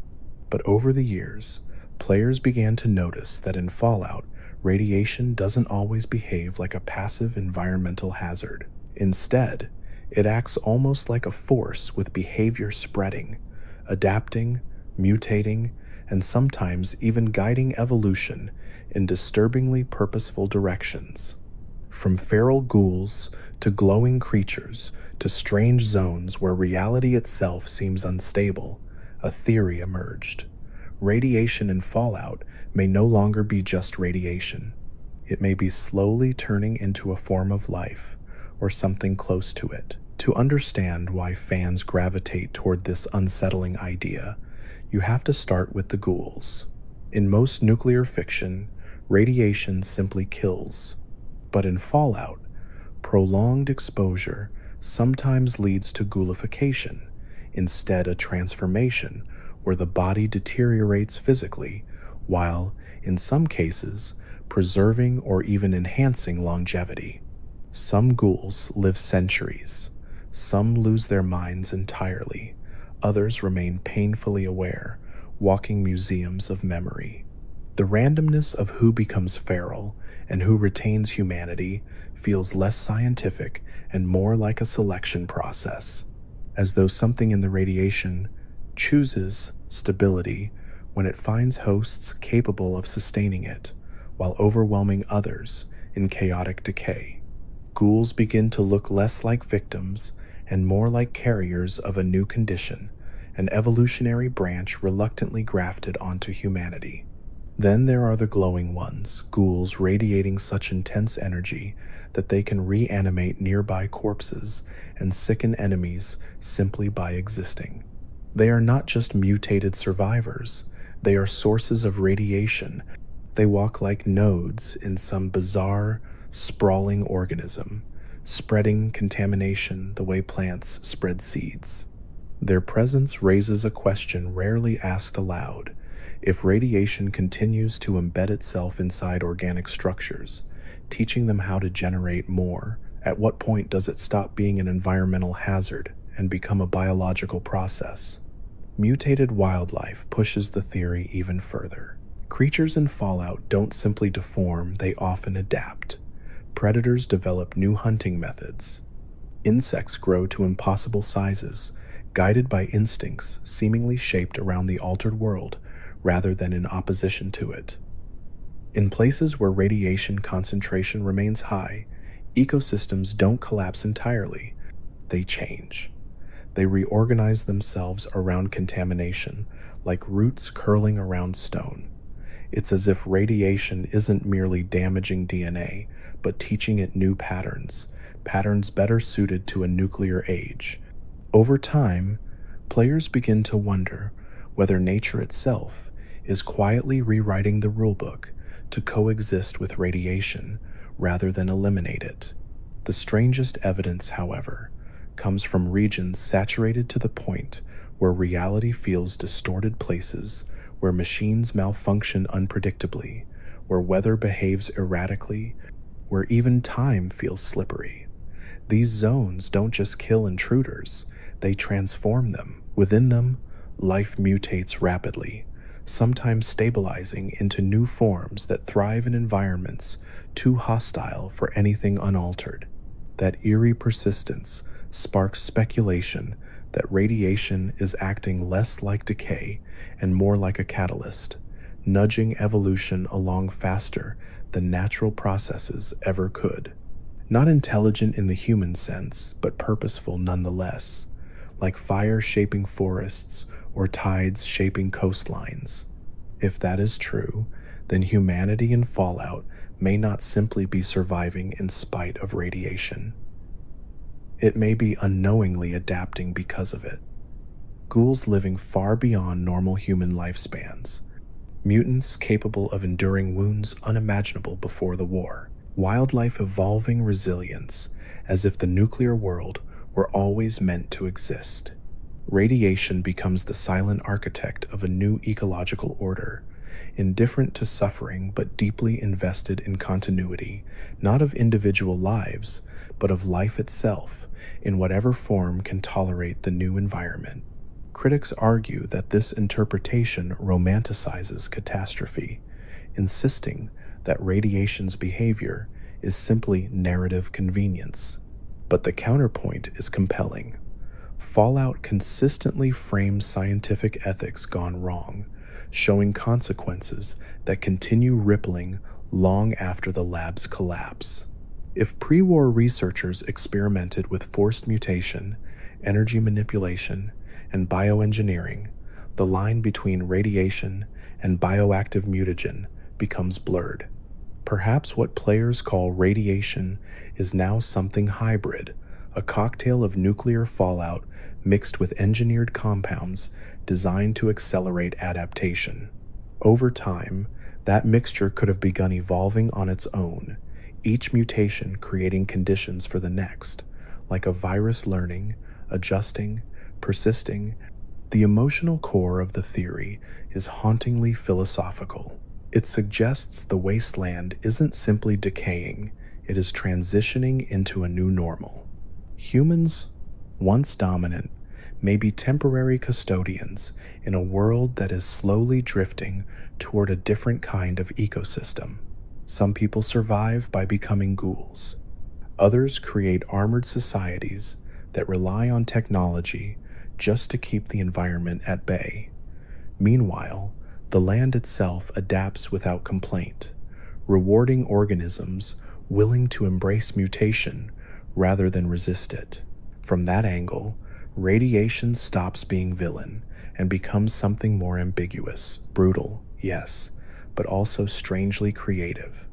The question that lingers beneath the theory isn't whether radiation is literally sentient, commanding events from some invisible throne. Instead, it asks whether, over enough time, environmental forces can behave in ways that mimic intention. When mutation always favors survivors, when those survivors reshape future generations, and when ecosystems organize themselves around contamination, the process begins to look suspiciously like strategy, not deliberate thought, not malice, but a vast, impersonal movement toward equilibrium, one that doesn't care whether humans like the result. And that may be the most Fallout idea of all. The world will continue, with or without the structures that once defined humanity. Even in devastation, systems find ways to stabilize. Life emerges from ruin, often unrecognizable to those who remember the past. Whether radiation has become alive in any conventional sense almost stops mattering. What matters is that it acts like something with momentum, reshaping everything it touches, refusing to fade, insisting on permanence, which leaves survivors with a quiet, uncomfortable realization. They aren't fighting an enemy, they are living inside a transformation, and in that slow, relentless process, the wasteland itself may be the only thing truly winning. There is a theory that drifts quietly through Fallout discussions, one that doesn't claim the protagonists know one another, or even that they ever cross paths. Instead, it suggests something stranger, something almost chilling in its elegance. Every major Vault-born protagonist may be part of a single, decades-long Vault-Tec contingency plan, not because they were chosen as heroes, but because they grew up in environments engineered to produce exactly the kind of people the post-war world would need: adaptable, curious, morally conflicted, and capable of surviving outside structure. The theory doesn't try to turn the heroes into lab subjects in the literal sense. Rather, it asks whether Vault-Tec designed entire Vault ecosystems, knowing that eventually some of their residents would leave and become the catalysts for shaping history. The seed of this idea comes from recognizing how unusual Vault-born individuals are compared to most wasteland survivors. They emerge from environments without raider conditioning, without tribal fragmentation, without childhood spent scavenging. Instead, they are raised inside strict systems filled with rules, authority figures, and carefully controlled knowledge. They grow up believing in order, even while quietly learning that systems can be flawed. That creates a psychological tension, loyalty mixed with skepticism. When they finally step outside, they are both shocked and fascinated, carrying enough idealism to want change, but enough pragmatism to understand how dangerous the world can be. To Vault-Tec, an organization obsessed with behavioral outcomes, that combination may have been the entire point. Each Vault protagonist's story subtly mirrors this design. The Vault dweller leaves to save their people, but ends up reshaping entire regions. The lone wanderer searches for family and accidentally rewrites the fate of the capital wasteland. The sole survivor, flung into trauma, navigates politics, technology, and ethics with the mindset of someone who remembers life before the bombs but lives fully after them. These are not random drifters. They are individuals with structured backgrounds thrown deliberately into unstructured environments, exactly the kind of experimental contrast Vault-Tec would have found irresistible. What happens when stability collides with chaos? What kind of leaders emerge when they've known both? The theory deepens when you consider how many vaults were intentionally destabilized. Overseers were given impossible moral dilemmas. Populations were subjected to pressure, deprivation, lies, and manipulation. Out of those conditions, a specific type of resilience develops, one that understands power from the inside out.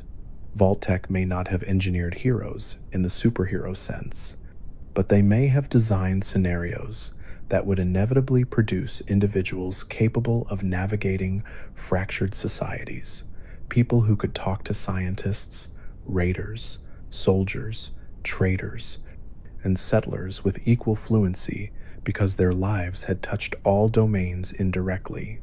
From that angle, Vault-Tec's goal shifts from simple observation to long-term influence. Maybe the company predicted that many vaults would fail internally.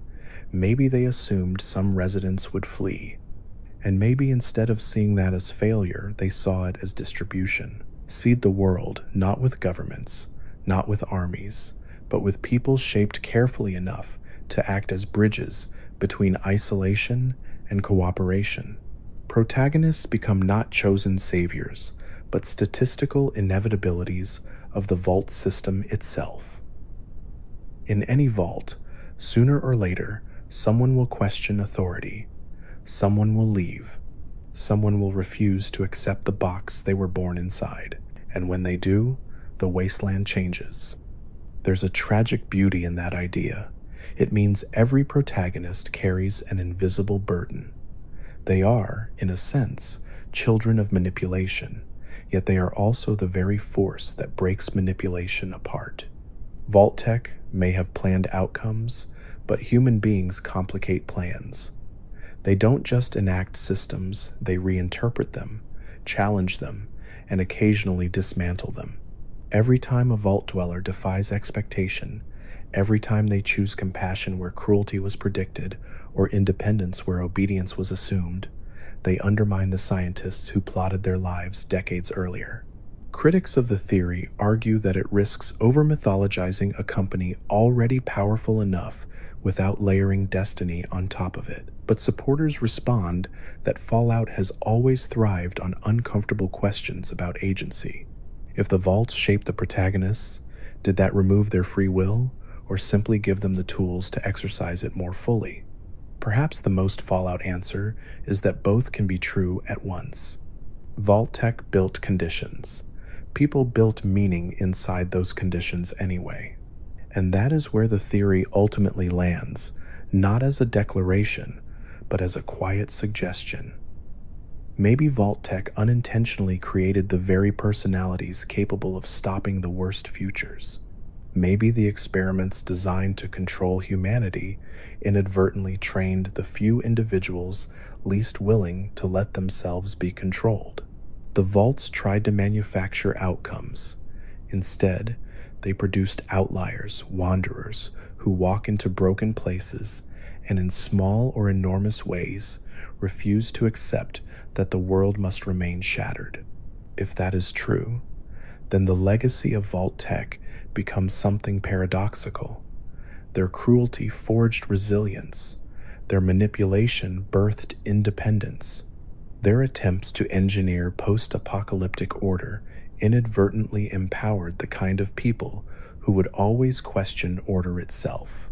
And across the timeline, from desert tribes to crumbling cities and neon-lit strips of reclaimed civilization, echoes of those decisions still ripple outward. Maybe the Vault protagonists are connected not by fate or prophecy, but by the quiet rebellion that rises whenever someone realizes the walls around them were never meant to keep them safe, only to see what they would do when the door finally opened.